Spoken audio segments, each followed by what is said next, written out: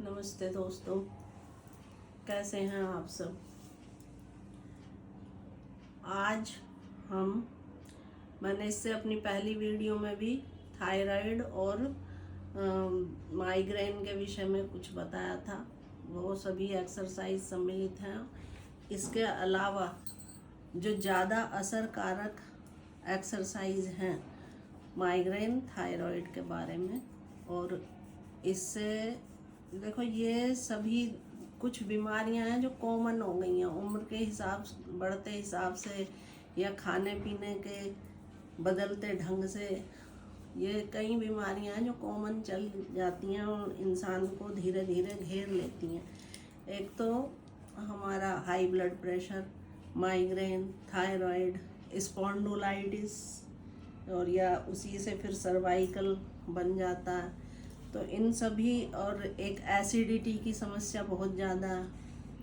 तो इन सभी चीज़ों को कंट्रोल करने के लिए जो मैंने अपनी पिछली वीडियो में भी जो एक्सरसाइज बताई थी, अपने इस शिरों भाग की जो एक्सरसाइज हैं ये कंट्रोल कर सकती हैं, और कुछ हमें अपने खान पान में बदलाव लाना होगा तभी ये समस्याएं ठीक होती हैं। मैं इन सभी समस्याओं से गुजर चुकी हूँ और मैंने अपने आप को जैसे ठीक किया है उसी तरह के अनुभव मैं आपके साथ शेयर करना चाहूँगी। ऐसा तो नहीं है कि मैं कोई डॉक्टर हूँ, लेकिन जिन काफ़ी क्रिटिकल हो गई थी ये सारी समस्याएं मेरे साथ, और अब मैं इन सब से उबर चुकी हूँ, तो अपने अनुभव इसीलिए आपके साथ शेयर कर रही हूँ। तो इसमें है, सबसे पहली बात है कि हम अपनी जो बीमारियां ये सब होती हैं, जब कफ, पित्त और वायु विकार ये तीनों ही बिगड़ जाते हैं तब ये समस्याएं हमें घेरती हैं। तो इनमें सबसे ज़्यादा है पित्त बढ़ जाए तो एसिडिटी होगी, वायु विकार बढ़ जाए माइग्रेन भी होगा, सिर दर्द होगा, कब्ज रहने लगेगी पेट में, ये सब चीज़ें होंगी। सर्वाइकल भी वायु विकार से ही संबंधित रोग है, जहाँ भी हमारी नसों में कहीं हवा रुक जाती है वहीं पे हमें दर्द होता है। जोड़ों का दर्द है, इन सब के लिए अब क्या है कि सबसे पहले तो माइग्रेन के लिए हमारी जो मैंने एक्सरसाइज बताई थी, जो हमारे कान से संबंधित एक्सरसाइज हैं, कुछ मैंने अपने पहली वीडियो में बताई थी। तो जो मेन है माइग्रेन को कंट्रोल करने के लिए, माइग्रेन में एक माइग्रेन सिर दर्द तो होता ही है, उसके अलावा मेरे साथ क्या होता था, हर 15वें-20वें दिन कोई कभी इस साइड और कभी इस साइड, ये पूरा ये हिस्सा ऐसे हो जाता था अचानक ही जैसे अंदर सब कुछ गल गया है, और ऐसे भी अगर मैं हिलाऊं तो इतना तेज़ दर्द होता था। फिर कम से कम मुझे 2 घंटे लेट के आराम करना पड़ता था, तब अपने आप ही वो गायब भी हो जाता था।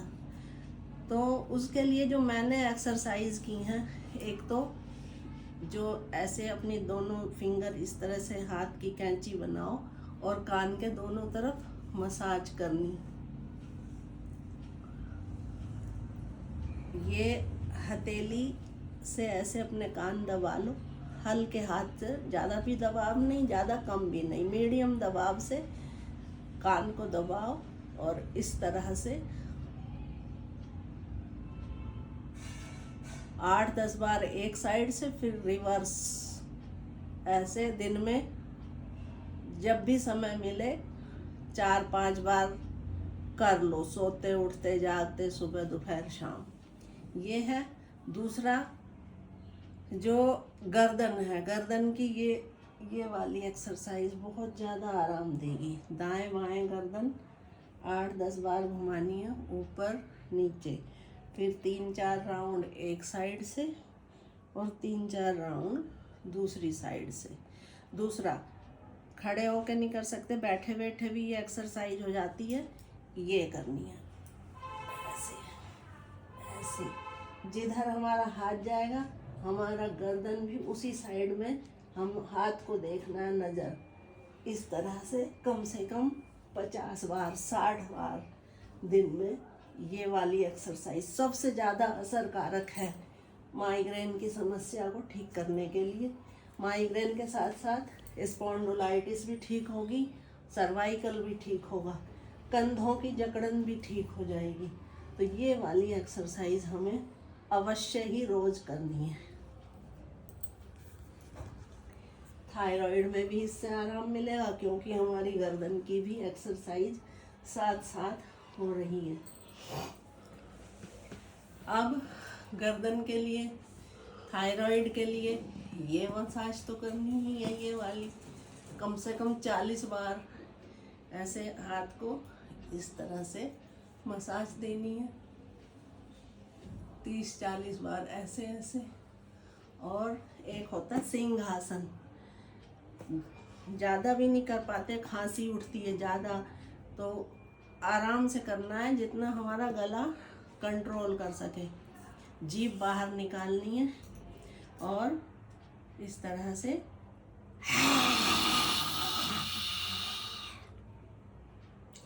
जितने से तुम्हारा गला झेल सके उतना करना है। ज़्यादा एकदम से शुरू करेंगे तो खांसी होगी और यहाँ पे खराश आ जाएगी। तो इस तरह की एक्सरसाइज ये सिंहासन कहलाता है। तो इस तरह से वैसे करते हैं, ऐसे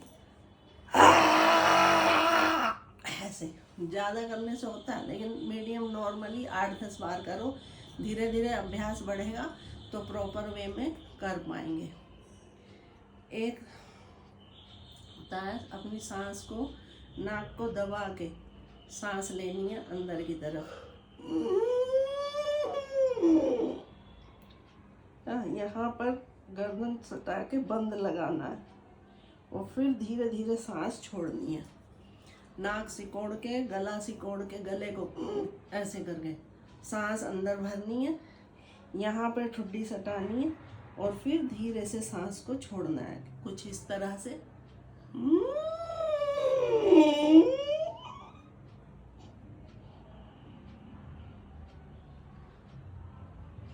गला सिकोड़ेंगे, इस तरह की आवाज आएगी, पूरा सांस भरना है इसी तरह से।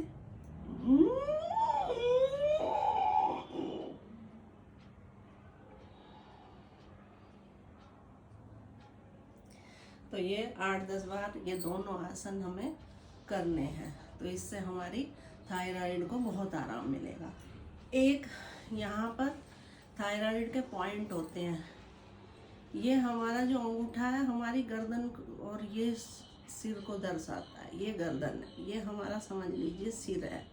तो अगर हम इसकी मसाज करेंगे तो कोई इसमें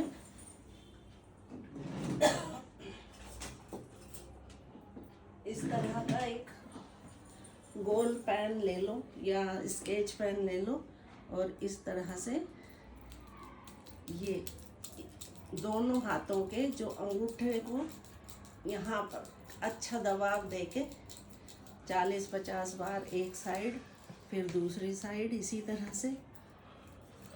ये जितनी ज़्यादा मसाज करोगे थायराइड ठीक होगी। ऐसे ही दूसरे हाथ में, और उसके बाद इस तरह से मसाज दो उसको अच्छी तरह। और फिर ये हिस्सा है, इसको दबाना है। सुबह सुबह बैठे उठते उठते बैठते कभी भी इसको इस तरह से दबाते रहो हाथों से, या कोई पेन इस तरह का ले लो जिसमें नुकीली चोंच ना हो। इस तरह से जितना इन चीज़ों ये पॉइंट दबाओगे थायराइड ठीक होगी। ये सब है थायराइड के, ये पॉइंट हैं। दोनों साइड से दोनों हाथ के अंगूठे इसी तरह से मसाज देनी है। अब थायराइड को ठीक करने के लिए क्या उपाय करे जाएं। रात को 1 चम्मच धनिया भिगो दो पानी में, सुबह उसको थोड़ा उबाल लो और ठंडा करके छान के पी लो। लेकिन कई बार क्या होता है कि धनिया का तासीर ठंडा होता है, तो थायराइड का तो हम इलाज कर रहे हैं, दूसरी तरफ जोड़ों का दर्द बढ़ जाएगा। तो उसके लिए आप धनिए के साथ साथ 1 चम्मच मेथी भी भिगो दें। और पहले उस पानी को सुबह ही छान के ऐसे ही पी लो। 1 गिलास पानी में जो है 1 चम्मच धनिया, 1 चम्मच मेथी। मेथी से आपका इससे इलाज होगा, आपकी डायबिटीज़ भी सुधरेगी। तो ये दोनों चीज़, और जोड़ों के दर्द को भी राहत मिलेगी। तो दोनों चीज़ भिगो दी 1 गिलास पानी में। सुबह आधा गिलास ऐसे ही छान के पी लो, उसमें हल्का सा पानी और डाल दो, पक्का उसको उबाल लो 5-7 मिनट, फिर दोबारा से ठंडा करके उसको पी जाओ। 2-2.5 गिलास पानी सुबह पीना ही होता है। तो इस तरह से थायराइड को आराम मिलेगा। ये भी नहीं कर सकते तो हरा धनिया, ऐसे ही हरा धनिया और अदरक 1 गिलास पानी में ऐसे ही उबालो और ठंडा करके पी जाओ। उसमें शहद भी डाल सकते हैं, नींबू भी डाल सकते हैं, जैसे भी पी जाओ। तो इससे हमारी थायराइड को आराम मिलेगा। तो ये तो है थायराइड की बातें। और इसी से हमें जो है बीपी में भी आराम मिलेगा इन्हीं एक्सरसाइज से, और हमारा माइग्रेन को भी आराम मिलेगा, एसिडिटी को भी आराम मिलेगा धनिए से। तो इसके साथ साथ जो है एक हमें दोपहर के खाने में चटनी जो हम खाते हैं, तो चटनी तो वैसे नाम ही ऐसा है कि मिर्ची से ही उसको एक्सपेक्ट किया जाता है कि जो चटनी चटोरी चीज चटनी हो गई, लेकिन नहीं, चटनी भी एक दवाई बन सकती है। धनिया, पुदीना, अदरक, आंवला, और धनिया, पुदीना, अदरक, आंवला, उसमें 1 हरी मिर्च डाल लो, ज़्यादा नहीं।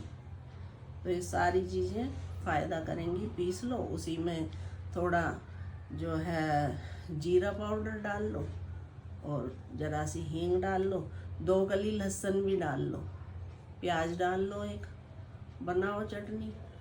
हल्की सी, अगर शुगर नहीं है तो हल्की सी उसमें चीनी भी डाल लो, खाओ चटनी। चटनी स्वाद भी बनेगी और पेट की गैस शांत रहेगी, तो वायु विकार अपने आप ठीक हो जाएगा, एसिडिटी ठीक हो जाएगी। तो यही कुछ चीज़ें होती हैं जो ध्यान रखने योग्य होती हैं। बाकी इससे अगली वीडियो में हम जो है एसिडिटी के ऊपर और चर्चा करेंगे कि किस तरह से ठीक की जा सकती है। जय हिंद, जय भारत।